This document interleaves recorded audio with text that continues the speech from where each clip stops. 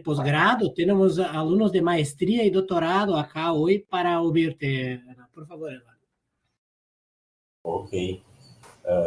Bom, pessoal, boa tarde, então.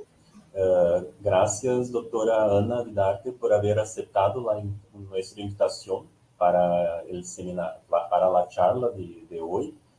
Y paso a palavra para el profesor Andreas para hacer la presentación más formal, más formalizada. Sí, perfecto. Bueno, Ana Vidarte está trabajando con química analítica de medicamentos, ¿no, Ana? En la Facultad de Química, ¿no? Sí, Facultad de Química. Facultad de Química en Departamento de Ciencias Farmacéuticas, ¿no? CIENFAR, sí. Sí, perfecto. En la Universidad de la República de Montevideo y trabaja con proyectos relacionados con diseño analítica, control de calidad, parte analítica como un todo, ¿no, Ana? Sí. Y quiero compartir con nuestros alumnos que yo estoy en Montevideo en diciembre, ¿no? Diciembre podemos hacer un contacto lá para proyectos futuros y esto lleva a que usted está con nosotros hoy, es muy importante para quien sabe oportunizar nuevas propuestas de trabajo con alumnos de maestría y doctorado que están acá están acá hoy para estar con usted en su presentación.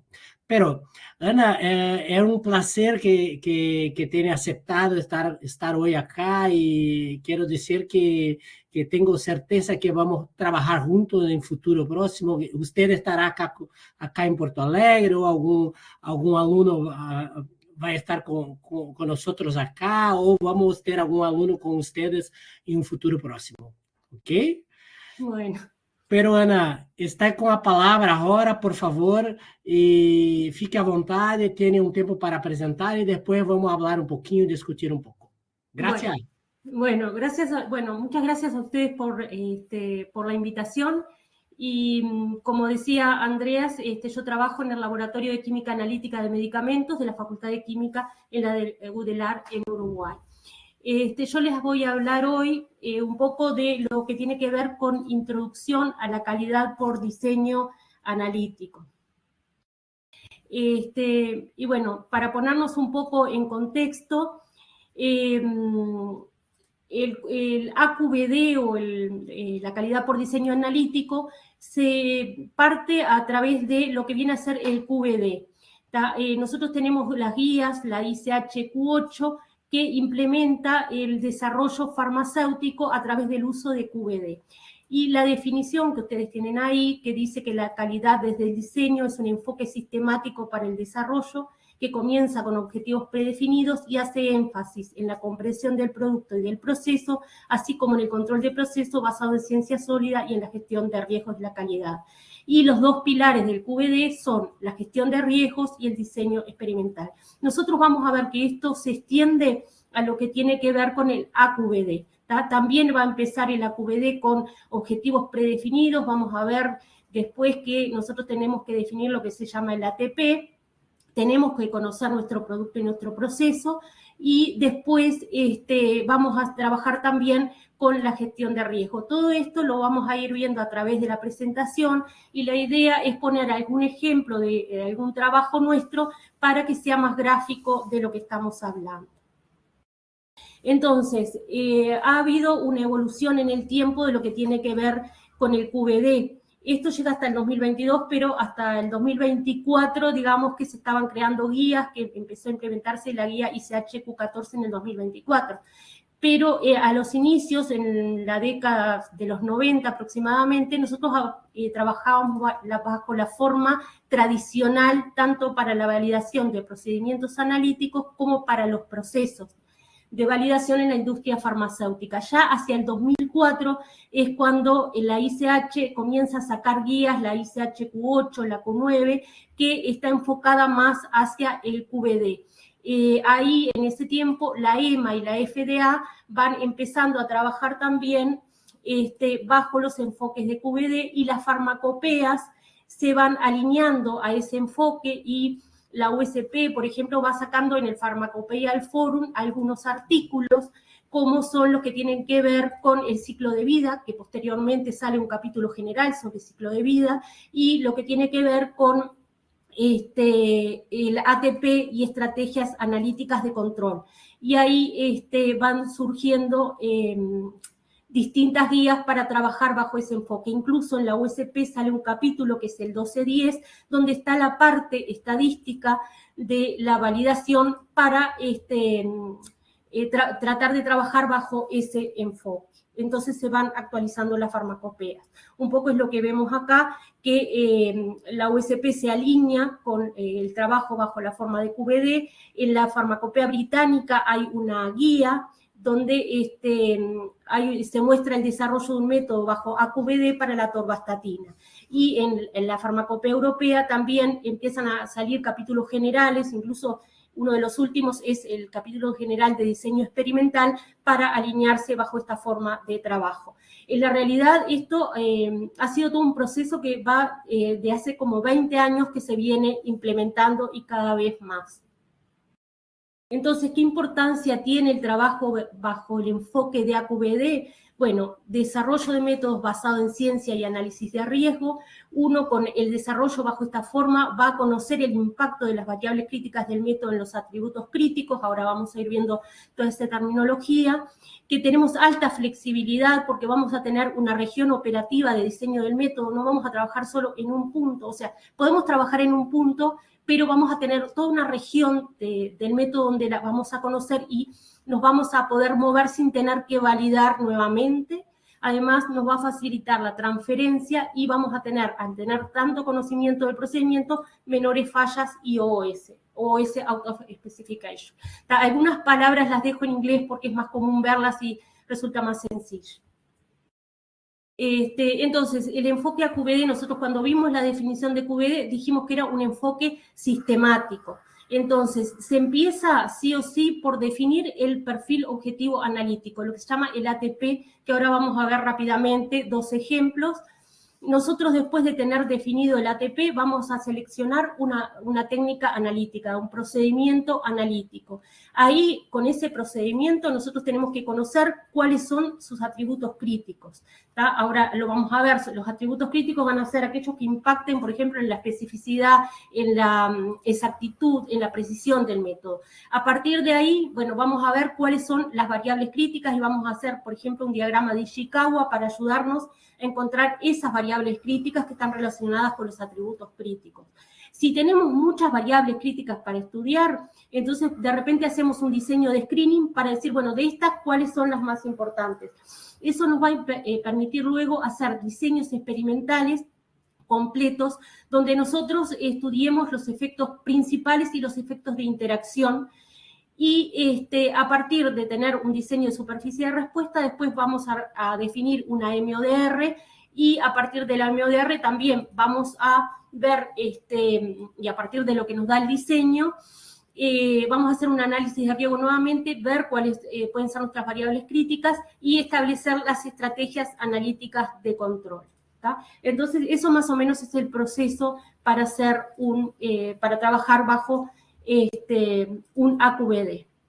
¿Tá? El perfil objetivo analítico, una definición muy rápida, y ahora vamos a ver 2 ejemplos. Esto que les muestro acá está sacado de un artículo del Pharmacopeia Forum, que está marcado ahí, pero ustedes pueden tener más ejemplos de ATP en la ICH Q14. ¿Tá? Entonces, el perfil objetivo analítico define el objetivo del ensayo y los requisitos de calidad del resultado. Establece, y esto es lo más importante, la incertidumbre objetivo de la medida admisible asociada con el valor que uno va a informar. Entonces, este va a ser el primer paso en nuestro desarrollo de método, fijar cuál es nuestro ATP. Estos 2 ejemplos son sacados del artículo. Entonces, uno puede tener, por ejemplo, 2 formas de establecer un ATP. Decir, por ejemplo, que quiero hacer la dosificación de un principio activo en presencia de determinadas impurezas con una exactitud, por ejemplo, de 100 más o menos un valor D y una precisión de un valor más o menos E. Y acá estoy estableciendo la precisión y la exactitud por separado, que eso tiene sus inconvenientes porque, bueno, yo puedo tener, por ejemplo, un determinado sesgo y caer dentro de mis límites de especificación si mi precisión es alta, pero para ese mismo sesgo, si tengo una precisión menor, entonces podría caer fuera. Entonces, tiene sus riesgos a estar definiendo los dos límites por separado. La otra forma que estaría más alineada al QVD sería definiéndolo en base a un intervalo de tolerancia que se llama. Decir que voy a dosificar mi analito en presencia de determinadas impurezas con una incertidumbre total de más o menos un valor C. Y eso, hay un ejemplo acá, si yo tengo, está asociado a mi rango de especificación. Si yo tengo que una especificación va entre 95 y 105, para cada lado tengo un más menos 5. Entonces yo podría establecer que mi incertidumbre de la parte analítica sea un 60% de eso, o sea, un 60% de ese 5% que sería más menos 3. ¿Por qué no me puedo tomar el más menos 5? Bueno, porque yo voy a tener una incertidumbre que es de mi parte analítica, pero también voy a tener una incertidumbre en mi proceso que me puede estar alejando de mi 100%. Entonces, al definir un intervalo de tolerancia, yo estoy definiendo que una determinada proporción de mi población con una determinada confianza va a caer dentro de ese intervalo. ¿Tá? Entonces, eso serían algunas formas de poder definir mi ATP, que sería lo primero que tengo que establecer para luego poder elegir una técnica analítica que cumpla con esos requerimientos. ¿Tá? Entonces, cuando empiezo a trabajar bajo un sistema de AQVD, yo, bueno, aunque no estuviera trabajando con un sistema de AQVD, lo primero que tengo que conocer es los atributos de los materiales, o sea, qué compuesto tengo en mi matriz, qué excipientes tengo, cuáles pueden ser sus productos de degradación, qué impurezas tengo propias. Y a su vez tengo que conocer las propiedades físico-químicas de los analitos con los que estoy trabajando, la solubilidad, el pKa, la lipofilicidad, su estabilidad frente a la luz térmica. Entonces, muchas de estas cosas, algunas las voy a saber por bibliografía y otras, por ejemplo, la estabilidad podría, mediante estudios de degradaciones forzadas o por bibliografía, si es algo que ya se conoce, tener esta información. Acá les voy a mostrar un ejemplo de algo con lo que estamos trabajando en el laboratorio, que es un gel de metronidazol y niacinamida, que contiene como excipientes propil y metilparabeno. Entonces, por bibliografía y también por los estudios de degradaciones forzadas, nosotros sabemos que la niacinamida da como producto de hidrólisis la niacina y como producto de oxidación la niacinamida neóxido. El metronidazol tiene un producto de degradación frente a la luz y también nosotros separamos un producto de hidrólisis básica que todavía no está muy descrito en bibliografía y no lo hemos identificado, pero bueno, lo tenemos. Y a su vez sabemos que el ácido parahidroxibenzoico es el producto de degradación principal del propil y el metilparabeno.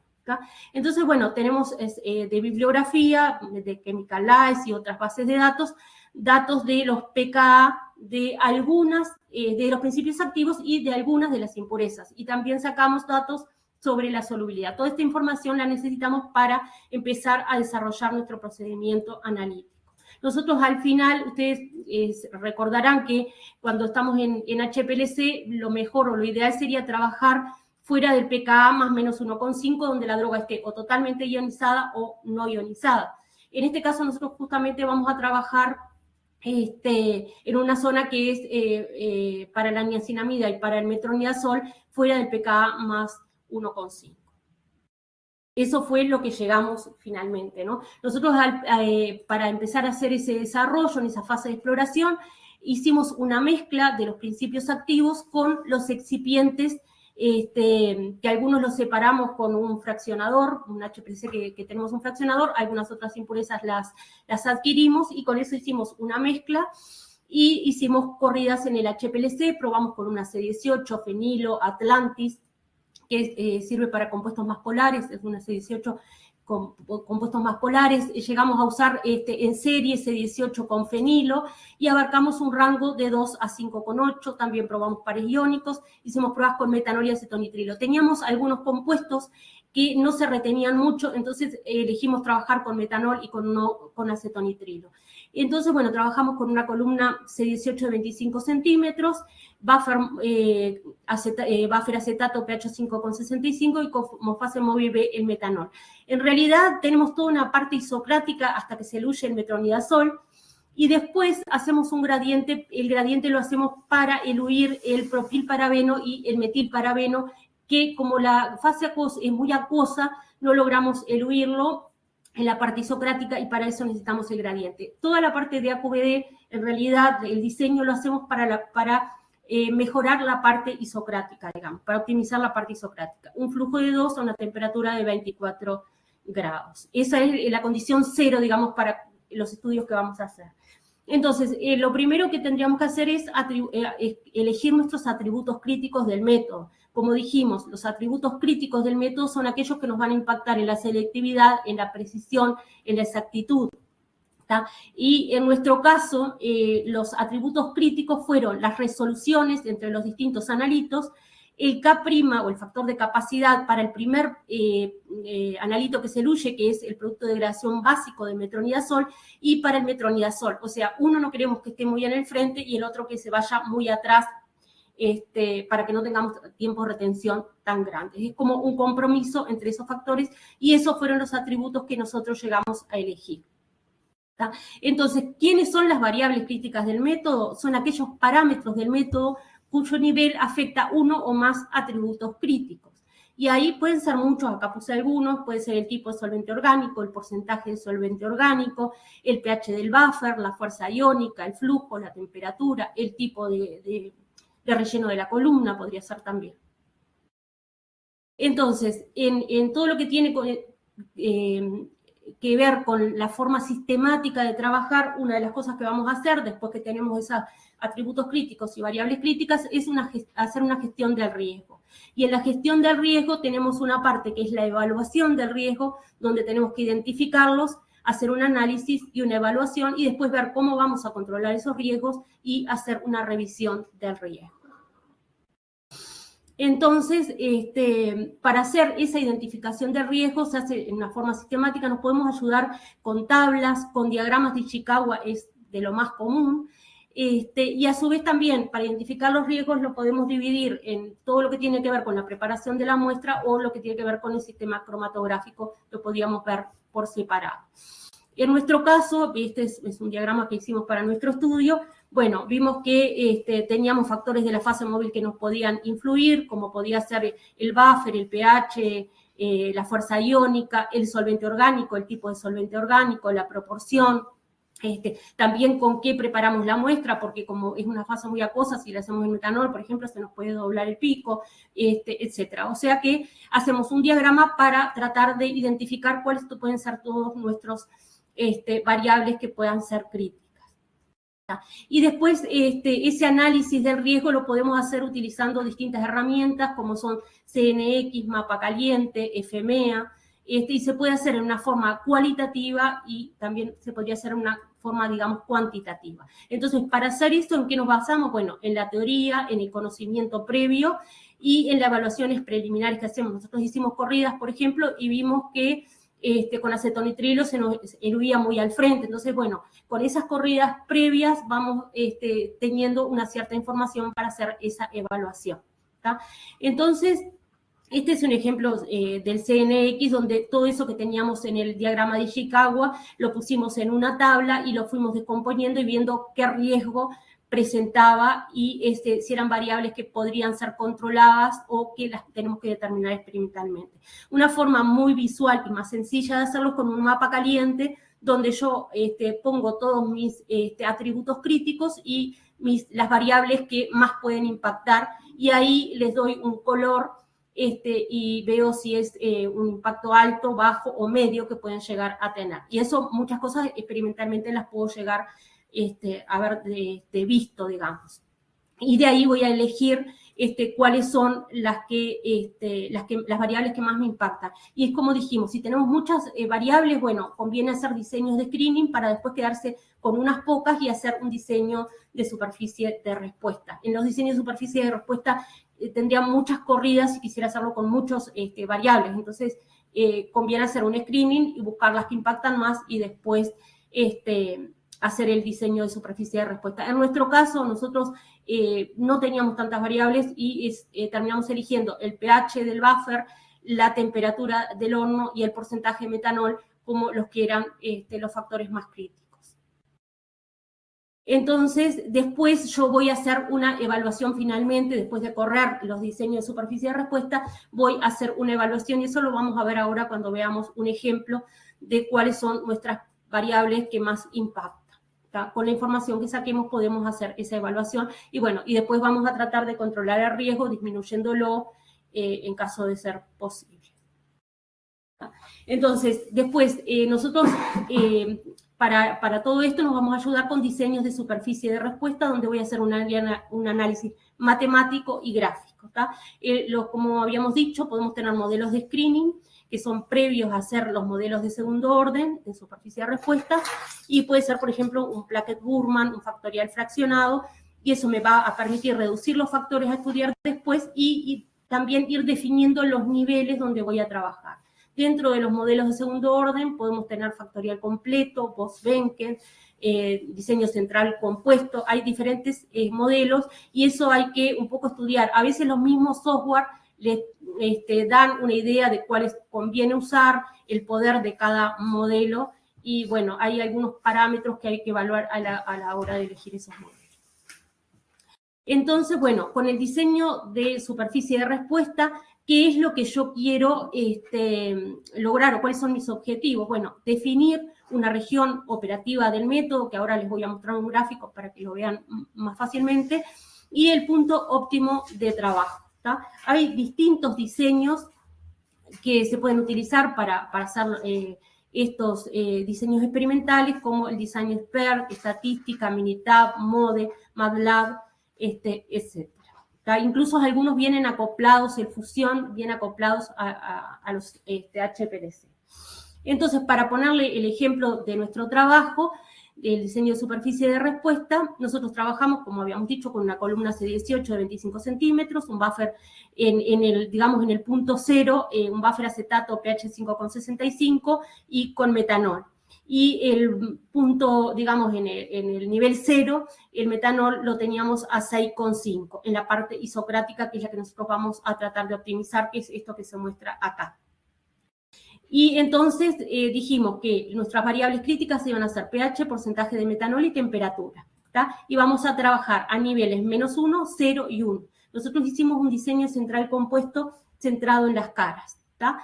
Y tenemos un nivel, acá los niveles 0 y equidistante el nivel -1 y 1. Para el pH 5,65, 5,5 y 5,8.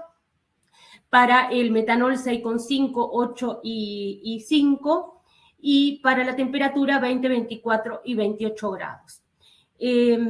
Nosotros acá, lo que ven a la derecha es que nosotros a cada uno de nuestros atributos críticos, que eran el factor de capacidad o las resoluciones entre los distintos analitos, le vamos a poner una especificación. Por ejemplo, para el K' que sea mayor a 0,5, que maximice la respuesta. Mayor a 0,5, en el caso del K' de metronidazol, lo minimizamos, que sea menor a 12, y bueno, y en las resoluciones lo maximizamos mayor a un determinado valor que le pusimos, dependiendo de cada uno de ellos, la especificación. ¿Tá? Con toda esa información, bueno, nosotros hicimos, como dice acá, un diseño central compuesto. El software que usamos fue el MODE, y él nos va a dar todas las corridas que tenemos que hacer, variando el porcentaje de pH, el porcentaje de metanol y la temperatura. Tenemos 14 corridas y tenemos 3 corridas adicionales que son al nivel 0. Para ver la variabilidad del modelo necesitamos hacer esa repetición. ¿Tá? Una vez que nosotros hacemos en el HPLC las corridas, miramos los cromatogramas y obtenemos los valores de los K' y de las resoluciones. Y se la introducimos al equipo. ¿Qué nos va a dar el software? Bueno, nosotros tenemos una ecuación que trata de escribir el modelo con una ecuación cuadrática. ¿Tá? Entonces, el I que tenemos acá serían cada uno de nuestros atributos críticos, el K', cada una de las resoluciones. El X1 sería el pH, el X2 el metanol, el X3 la temperatura. ¿Tá? Entonces, estos coeficientes van a ser distintos para cada respuesta. Y algunos términos van a ser significativos y otros no significativos. Nosotros vamos a eliminar después. ¿Qué nos va a ayudar esta ecuación? A predecir valores. Yo le puedo poner cualquier valor de pH, metanol y temperatura dentro del rango mío de trabajo y él me puede predecir los valores para estos atributos. ¿Tá?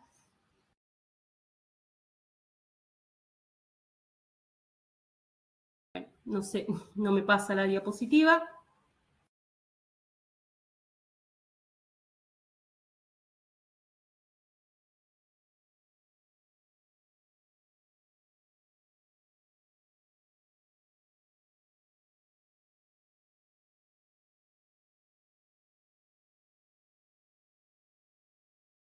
Perdón, que no sé si me escuchan bien ahora. Sí, escuchamos. Ah, perdón, porque como que se me desconectó. No, no hay problema. Bien, entonces, como les decía, para cada uno de esos atributos yo voy a tener una ecuación, ¿tá? Y voy a tener coeficientes que son significativos y otros que no. Entonces, los coeficientes que no son significativos yo trato de eliminarlos. ¿Qué coeficientes no son significativos? Los que tienen un P menor a 0,05. Entonces, por ejemplo, acá el factor temperatura por temperatura no es significativo y se va lo sacamos de la ecuación, digamos. Entonces yo les puse acá solamente 2 ejemplos para un poco para ver, pero bueno, porque sería muy largo explicarles todos. Y entonces tenemos el K' del producto de degradación básico del metronidazol y la resolución entre el producto de degradación básico del metronidazol y la niacinamida. El N-óxido de niacinamida. Si ustedes miran acá, ustedes pueden ver que el pH tiene un coeficiente positivo. Eso quiere decir que a medida que aumento el pH, me aumenta el K', que es lo que ven en este gráfico. Este gráfico está hecho, esta parte es el pH, manteniendo constante el porcentaje de metanol y temperatura, y entonces cuando aumento el pH, me aumenta el K'. Sin embargo, para esa resolución, a medida que aumento el pH, la resolución disminuye. En este caso, para el K', cuando aumento el metanol, me disminuye el K' y esto tiene un signo negativo que está indicando que disminuye, y sin embargo para la resolución aumenta ligeramente y tiene un coeficiente positivo. Ustedes están viendo que si miraran los cromatogramas, dentro de lo más crítico es el K' del producto de degradación básico del metronidazol, y también esa resolución resultan los más críticos. Y ustedes ven que en estos dos casos los efectos son contrapuestos. Para uno es mejor que aumente el pH y para otro es peor. Entonces, bueno, el software después va a tratar de compatibilizar y llegar a las mejores condiciones posibles. Entonces, acá lo que vemos es, a partir de todo el diseño que hicimos, que se selecciona una MODR. Eso utiliza el software, la simulación de Monte Carlo, donde varía, nosotros les indicamos un número determinado de iteraciones, varía las variables críticas del método un determinado número de veces, y con eso genera la variación de las respuestas que está prediciendo. O sea, tenemos las respuestas con sus, sus variaciones. Y nos va a generar esta superficie que ustedes ven en verde, que donde tenemos toda esta parte verde, es donde yo voy a cumplir con todos mis atributos, porque en este caso tengo marcado todo con todos mis atributos a la vez. Yo puedo graficar 2 cosas nada más, y acá grafiqué el pH en función del metanol y tienen para una temperatura de 20, de 24 y de 28, donde vemos que las mayores variaciones del porcentaje de metanol las puedo hacer a 24 grados. Entonces, como les decía, nosotros al tener una MODR tenemos toda una región donde sabemos que se nos cumplen todos esos atributos. Este software en especial marca el punto más robusto y el punto óptimo. El punto más robusto es el que optimiza la distancia a los límites de aceptación, y el punto óptimo es donde me da los mejores valores de acuerdo a las especificaciones que yo puse para mis atributos, ¿tá? Entonces, bueno, nosotros acá ganamos por varias cosas. Nosotros vamos a saber cómo me afecta cada una de las variables que considero que sean críticas en cada uno de mis atributos, y voy a tener una región donde moverme. Yo no tengo por qué trabajar en un punto fijo, me podría mover dentro de esta región si lo requiriera. Hay trabajo con otra columna, tengo algo que no me está, para mí no es tan óptimo, y me podría mover dentro de esta región sin tener que volver a validar. Esto es propio del software, ¿no? En otro software lo ven de otra forma. Le marca también los ejes, digamos, de toda esta región y les dibuja también un hipercubo, porque la MODR se caracteriza por ser una región irregular. Entonces les dibuja y les da los ejes de una región regular que puede facilitarles el trabajo si quisieran validar una cierta parte. Eso se los marca el software. Y bueno, después uno hace un análisis de riesgo, identifica las fuentes de variabilidad, establece una estrategia analítica para controlar. Muchas veces las estrategias también son, por ejemplo, establecer requerimientos de aptitud del sistema. Y otra forma de hacer una evaluación de riesgos es con el CPK. El software acá les va a dar, acá está el punto más robusto, y le da el valor de CPK y les va a predecir en el punto más robusto los valores para cada uno de los atributos. Si el CPK es mayor a 1,33, el proceso capaz y cumple especificación. Entonces, bueno, en la guía ICH Q14 les establece que que es imposible validar toda la MODR. Entonces, uno sí tiene que tener validado el punto donde va a trabajar y tener establecido en el protocolo cómo se va a manejar si requiriera cambiar del punto de trabajo, digamos, su valor nominal de trabajo por otro. Eso ya lo tiene que estar establecido. Pero no se requiere y sería imposible validar toda esa MODR. Uno lo que sí podría hacer es, por ejemplo, corridas de verificación. El modelo predice los valores que obtendríamos. Entonces nosotros podríamos elegir, por ejemplo, valores extremos de la MODR y hacer corridas para verificar que eso que predice se parece a lo que nosotros obtenemos. También podríamos elegir hacer una validación, por ejemplo, de la valoración del valor informable o reportable en una cierta porción de esa región que seleccionamos. Y un poco para terminar, un poco volviendo a lo que dijimos al principio, la forma de trabajar con AQBD implica trabajar con un enfoque sistemático, tener objetivos predefinidos definiendo el ATP, tener un conocimiento del producto y del proceso, y es una forma de trabajar que se basa en ciencia y en la gestión de riesgo. Bueno, y eso más o menos es todo. Es un tema sumamente amplio que bueno, que lo tratamos de resumir muy rápidamente, ¿no? Bueno, no sé si tienen consultas.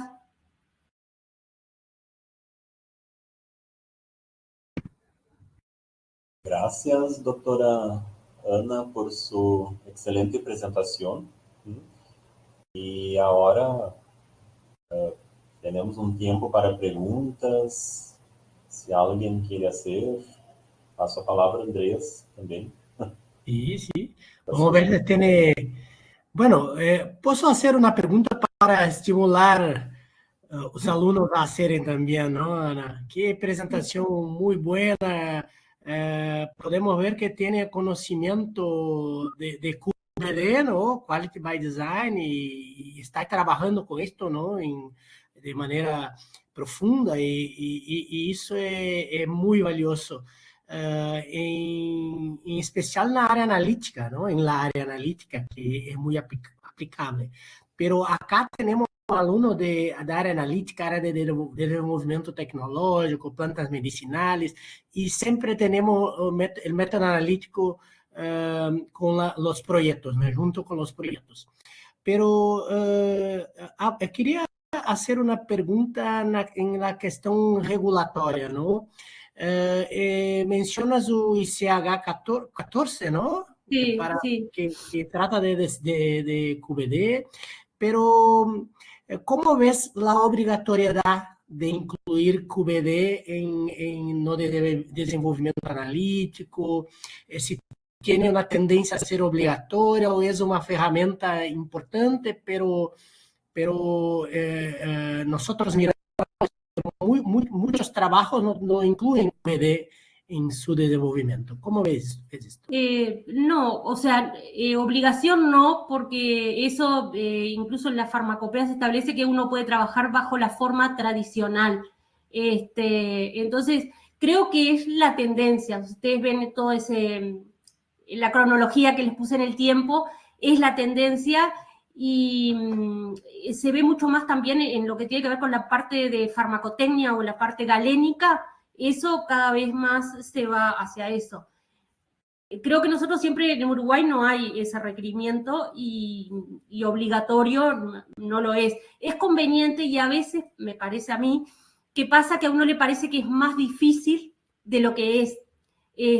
O sea, hay que empezar a hacerlo, pero, por ejemplo, el diseño, yo pude hacer un diseño que me llevó un día. O sea, hacer esas 17 corridas, yo tenía una sola mezcla, y programo, porque tengo buffers a 3 pH, los pongo en 3 canales, en otro metanol, programo varios métodos en el medio para estabilización, y yo puedo hacer en un día todas las corridas para ese diseño que les mostré. Entonces, y nosotros, claro, o sea, no es que se llega así nomás, ¿no? Primero hay que hacer pruebas con varias columnas, ver, pero uno obtiene una información que es muy importante.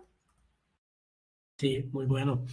Tengo una pregunta más sobre QBD para trabajar con métodos Green Method, ¿entiende? Porque Green métodos. Métodos Green, ¿no? Por ejemplo, sí. Con la propuesta de usar solventes orgánicos en menor cantidad y así, y con este objetivo, porque mira que hay mucha la idea de método Green que vas a trabajar con menos solventes, pocos solventes y otros puntos. Y aparte estatística, ¿no? Software, uso de software siempre es bienvenido para métodos Green. ¿Cómo ves tú, Ana? Aplicar el QBD a métodos Green, decís vos. Sí, claro. Es perfectamente posible. Acá incluso en la cátedra se estaba haciendo un trabajo, una de las personas aplicándolo para tratar de trabajar con métodos que sean más amigables, digamos, con el medio ambiente. Digo, es la experiencia que tenemos, pero es aplicable a cualquier método analítico en realidad. Siempre y cuando lo que estés trabajando lo admita, ¿no? Digamos. Sí. Ahí tenés que ver, ¿no? Porque vos podés tener mezclas muy complejas y bueno, a veces no tenés más remedio que recurrir a cosas que no son tan amigables, pero sí. Sí. Y si es para ser green, tiene que ser green de verdad, ¿no? Sí, sí. Sí. Bueno, vamos a ver si a los alumnos, ¿no, Eduardo? ¿Tiene alguna pregunta? Una pregunta para hacer? ¿Alguma pergunta, pessoal? ¿Puede hacer en portugués o escribir en la plataforma?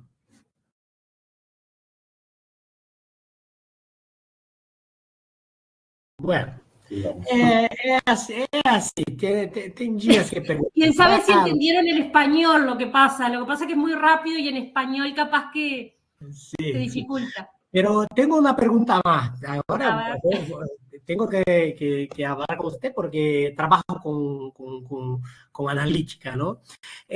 Hablo de, por ejemplo, voy a trabajar con impurezas en bajas concentraciones, ¿entiende? Sí. Por ejemplo, nitrosaminas. Nitrosaminas tengo que trabajar con nanogramas por ml, ¿no? Y entonces no es solo, no era solo el problema de separación o de problema de resolución y otros puntos. Tenemos problema de sinal ruido para poder hacer la detección. ¿Ves alguna perspectiva de aplicar QBD para baja concentración? Analitos, impurezas, ¿cómo ves esto? Ahí no tengo experiencia en esa parte, Andreas, como para decirte.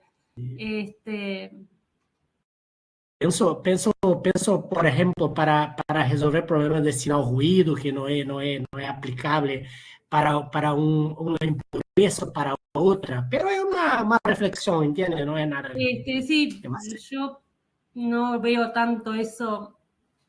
¿Cómo lo podrías enfocar? Digo, ahí es como un tema de concentración. Sí, pero creo que con software o con un diseño experimental adecuado puede iniciar algo así, ¿no? ¿Por qué no? Puede ser innovador, ¿no? Sí. Perfecto, muy bueno. Eduardo tiene, não sei, passo para Eduardo, não?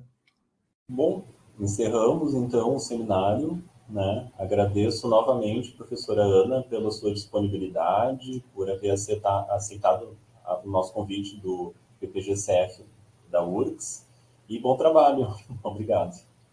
Bueno, muchísimas gracias, un gusto haber estado con ustedes. Muchas gracias, Ana. Gracias. Chao. Chao. Chao.